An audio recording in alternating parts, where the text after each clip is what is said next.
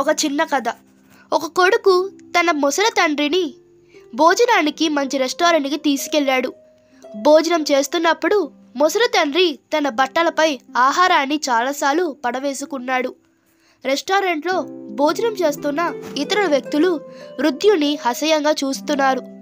కానీ అతని కొడుకు ప్రశాంతంగా ఉన్నాడు. తిన్న తర్వాత కొడుకు తన తండ్రిని వాష్రూమ్కి తీసుకెళ్ళాడు. అతని బట్టలు క్లీన్ చేసి, ముఖం క్లీన్ చేసి, జుట్టు దువ్వి, కళ్ళజోడు తొడిగి బయటికి తీసుకొచ్చాడు.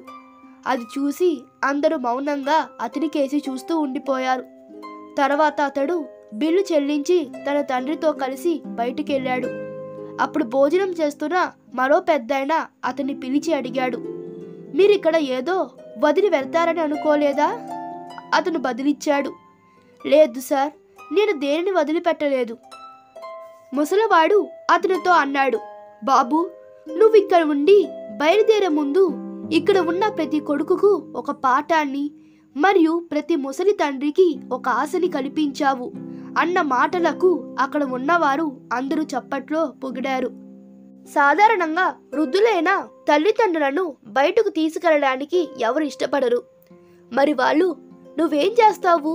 సరిగా నడవలేవు, తిండి కూడా సరిగా తీసుకోలేవు, ఇంట్లోనే ఉంటే బాగుండేది అని అంటారు.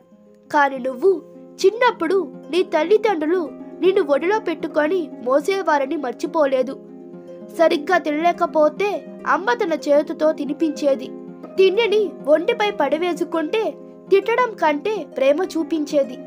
అట్లాంటప్పుడు అదే తల్లిదండ్రులు తమ వృద్ధాప్యంలో నీకు ఎందుకు భారంగా మారడం ప్రారంభిస్తారు? తల్లిదండ్రులు భగవంతుని స్వరూపాలు. వారికి సేవ చేయండి మరియు వారిని ప్రేమించండి. ఎందుకంటే ఒకరోజు మీరు కూడా వృద్ధులవుతారు.